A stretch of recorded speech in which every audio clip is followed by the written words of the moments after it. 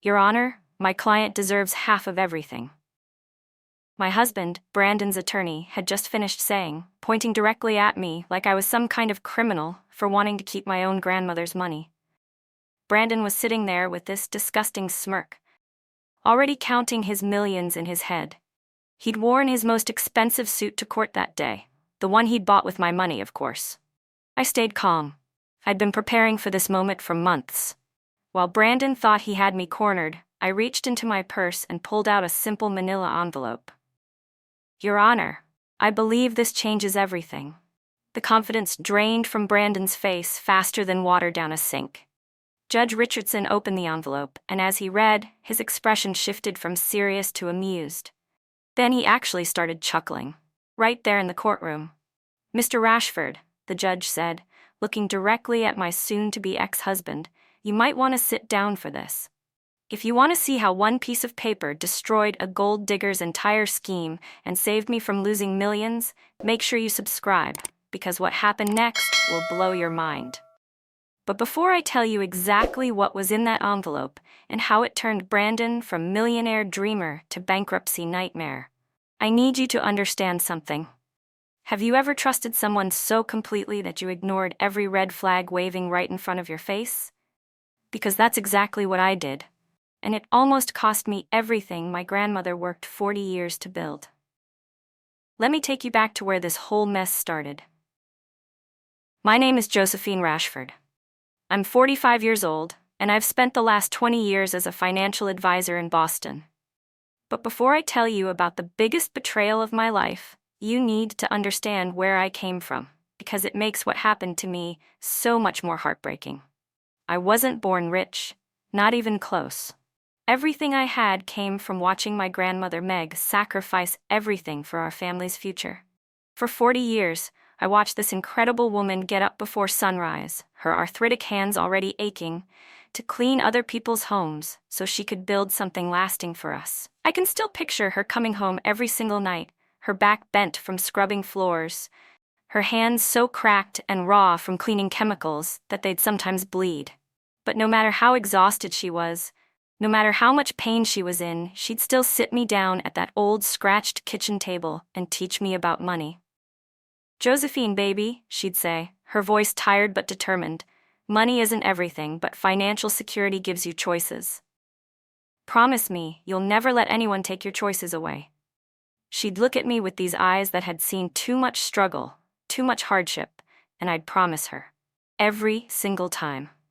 When Grandmother Meg passed away 6 months into my marriage to Brandon, I didn't just lose my grandmother. I lost my best friend, my mentor, my entire world. But she left me something that represented her entire life's work. $2.8 million that wasn't just money. It was 40 years of her getting up at 5 a.m. when her joints screamed in protest. It was decades of her skipping meals so she could save an extra $20. It was 3 generations of women who sacrificed everything so their daughters could have better lives. This wasn't lottery money or some lucky inheritance. This was my grandmother's blood, sweat, and tears converted into financial security. Every dollar represented a house she cleaned, a floor she scrubbed on her hands and knees, a dream she deferred so I could have choices she never had. I was always careful with money because her lessons were burned into my soul like scripture. While my friends were buying designer handbags and taking expensive vacations, I was living in a modest apartment, maxing out my retirement accounts, and saving every penny I could. I honored her sacrifice by living the values she'd taught me. But here's the thing about grief. It makes you desperate for comfort, and that desperation makes you vulnerable in ways you never imagined. I met Brandon at the worst moment of my life, at Grandmother Meg's funeral. I was completely shattered, sobbing uncontrollably as they lowered the only person who'd ever truly understood me into the ground. That's when this charming, gentle man appeared. The funeral home coordinator, who seemed to see right through my pain. While I was drowning in the agony of losing my anchor, Brandon was there with soft tissues and even softer words. When everyone else was mumbling those meaningless condolences that felt like salt in my wounds, Brandon actually listened. He asked about Grandmother Meg's life, her dreams, her incredible strength. For the first time in weeks, someone made me feel like my grief mattered. He knew exactly what to say when I was falling apart. And God help me, I fell for every word. Brandon made me feel seen during the darkest period of my life. When I couldn't sleep because the silence in my apartment was deafening, he'd stay up talking with me about Grandmother Meg's stories. When I couldn't eat because food tasted like ash, he'd bring me soup and sit with me until I managed a few spoons. Our romance was a whirlwind that felt like a miracle. Here I was, 44 years old, never married, convinced I'd missed my chance at love. And suddenly, this wonderful man was telling me I was worth cherishing. Within 3 months, we were engaged. Within 6 months, we were married. I thought Grandmother Meg had sent me an angel to help heal my broken heart. But the devil, they say, often comes disguised as everything you've been praying for. The day after I told Brandon about my inheritance, the exact day after I shared the most sacred part of my grandmother's legacy, he walked into that funeral home and quit his $45,000 job without even giving notice. Just like that. 40 years of Grandmother Meg's sacrifice, and he saw it as his ticket to early retirement. "Babe," he said with this casual shrug that now makes my skin crawl, "we don't need to worry about money anymore. We can focus on enjoying life together." If your heart is breaking for me right now, and you want to see how this story ends, hit that subscribe button, because what happened next will make you never look at marriage the same way again. Brandon didn't just start spending my grandmother's money. He started desecrating her memory. Luxury cars that cost more than she'd made in 2 years of back-breaking work. Designer clothes that represented months of her getting up before dawn. 5-star restaurants every night while I remembered her eating canned soup so she could save money for my future. But the part that destroyed me wasn't just the money he was burning through. It was watching him erase my grandmother from her own house. He moved into the home she'd worked her entire life to buy and started redecorating everything without asking me.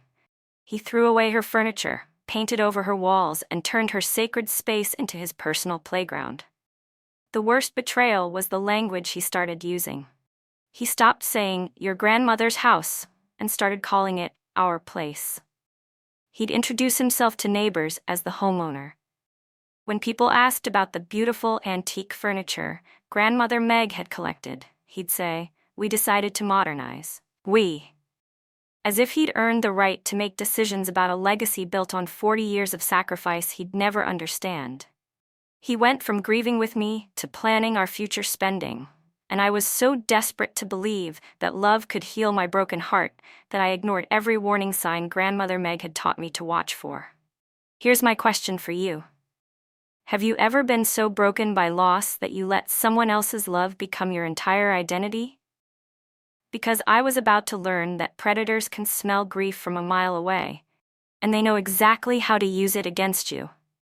The man I thought was my salvation was about to show me that some people see your deepest pain as their greatest opportunity.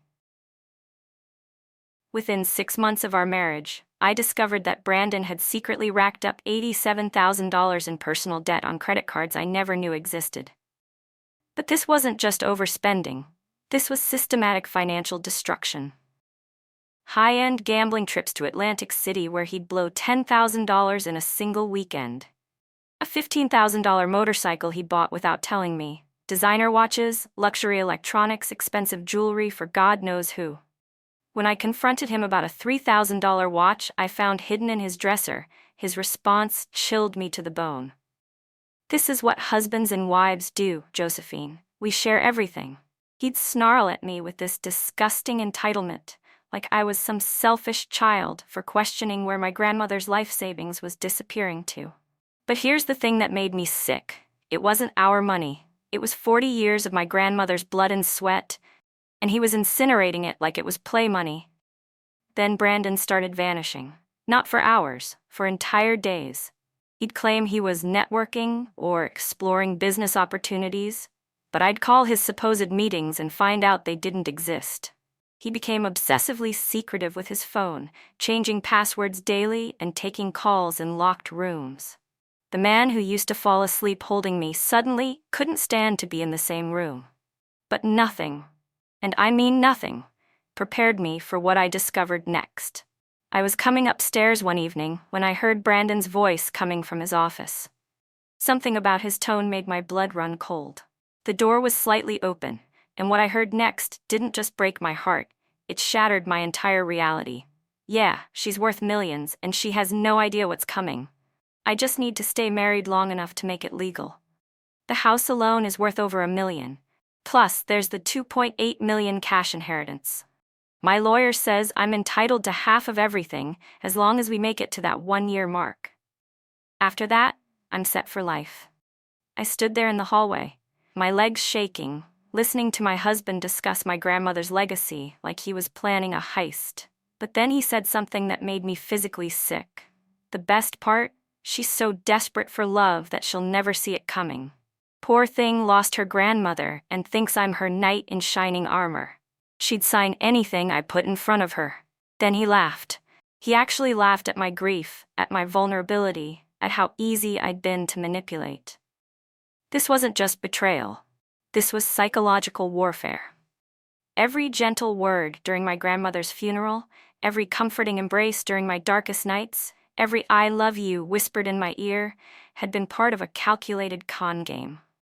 If you think this story can't get more twisted, hit that subscribe button, because what I found next will make you question everyone you trust. I started investigating like my life depended on it, because it did. His browser history revealed months of research, divorce attorney consultations with 5 different law firms, Google searches for how to maximize divorce settlements, marital property laws Massachusetts, and the one that made me vomit. How long do you have to be married to claim inheritance? But here's the part that still gives me nightmares. I found a folder on his computer labeled Josephine Project. Inside were screenshots of my social media, photos of my house, printouts of my grandmother's obituary, and detailed financial research about my family's wealth. He'd been stalking me and planning this con job for months before we even met. Brandon didn't accidentally end up as the coordinator for my grandmother's funeral. He'd specifically requested the assignment when he saw the value of her estate in the funeral home's records. He never loved me. He loved my grandmother Meg's life savings. Every single moment of our relationship had been a performance. The way he'd asked about grandmother Meg's stories at the funeral, he was gathering intelligence. The way he'd comfort me during my grief, he was making sure I stayed emotionally dependent. The whirlwind romance? He was working against a deadline. The truly sick part was how perfectly he'd timed everything. He quit his job the exact day after learning about my inheritance because he didn't need to work anymore.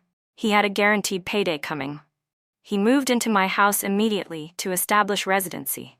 He started spending recklessly because he knew he'd be getting half of everything back in the divorce.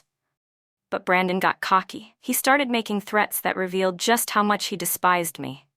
You know, Josephine, if this marriage doesn't work out, I'm entitled to half of everything we built together. When I'd point out that he'd built nothing, he'd get this cruel smile and say, "That's not how divorce court works, sweetheart. Your grandmother's money became our money the day we said I do." Then came the day my world exploded. I was at my office when a process server walked in and handed me divorce papers in front of all my colleagues. Brandon hadn't just filed for divorce, he'd orchestrated a public humiliation. The papers demanded exactly $1.4 million plus half the value of my grandmother's house, and they included financial records that proved he'd been tracking my assets for our entire marriage. His lawyer's argument was sickeningly detailed. They claimed that because we were married when I received the inheritance, Brandon was entitled to half as marital property. They argued that he'd sacrificed his career to support our marriage and deserved lifestyle maintenance payments. They even demanded half of my grandmother's jewelry and family heirlooms. When I got home that night, Brandon was already gone. But he'd left me a note that I'll never forget. "Thanks for the money, sucker. Your grandmother would be proud to know her life's work made someone happy. Just not you." The day we showed up to court, Brandon arrived like he was attending his own coronation. Expensive suit, brand new Rolex, designer shoes, all purchased with my grandmother's money. He had this disgusting swagger, like he was already spending his millions. His parents were there, and I could hear them congratulating him on his smart investment in our marriage. He'd even brought a folder with photos of houses he planned to buy and vacation destinations he wanted to visit with his settlement money. Here's my question for you. Have you ever discovered that someone you loved saw you as nothing more than a business opportunity? Because I was about to find out that Brandon had made one fatal error in his perfect con game. And that error was going to destroy him completely. Remember that manila envelope I handed to Judge Richardson? The one that made him start laughing while Brandon's face went white? Well, inside that envelope was a prenuptial agreement that Brandon had completely forgotten about. Let me take you back to 3 weeks before our wedding. I was sitting in my financial advisor office reviewing our marriage plans when my grandmother's voice echoed in my head, "Trust, but verify." I knew Brandon was a good man, but I also knew that money changes people. So I did something that felt awkward but necessary. I insisted we sign a prenuptial agreement. When I brought it up to Brandon, he actually laughed. "Babe, this is just romantic formality. I trust you completely," he said, barely glancing at the document before signing it. "I'm not marrying you for your money. This is just paperwork." He signed that prenup without reading a single word. Not one clause, not one paragraph. He was so confident in his charm, so sure that he had me wrapped around his finger, that he treated the most important legal document of his life like he was signing for a pizza delivery. What Brandon didn't know was that my attorney had crafted an ironclad agreement that explicitly protected all of my premarital assets and any future inheritance as separate property.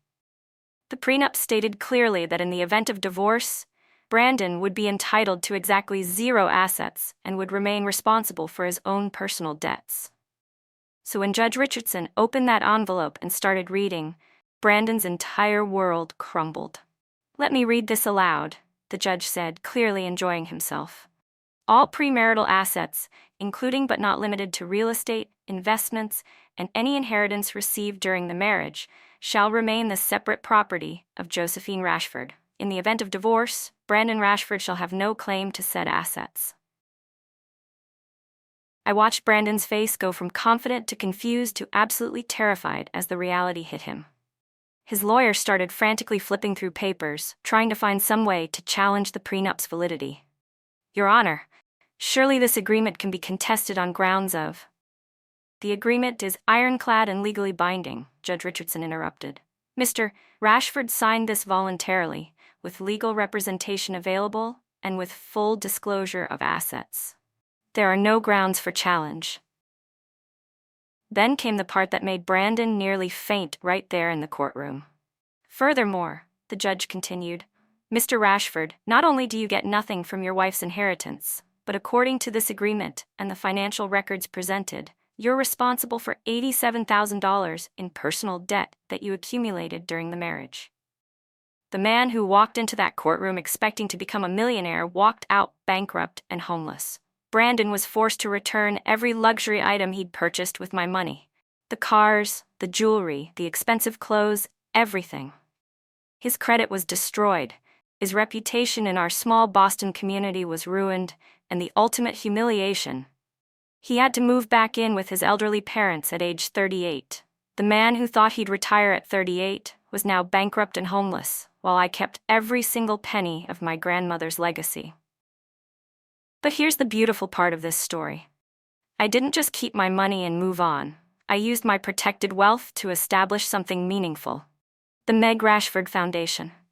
It's a nonprofit organization dedicated to helping women secure proper legal protection and divorce representation. We've helped over 200 women protect themselves from financial predators just like Brandon. Brandon's story became a cautionary tale that spread through our entire community. Other women started coming forward with similar stories about men who'd targeted them for their assets.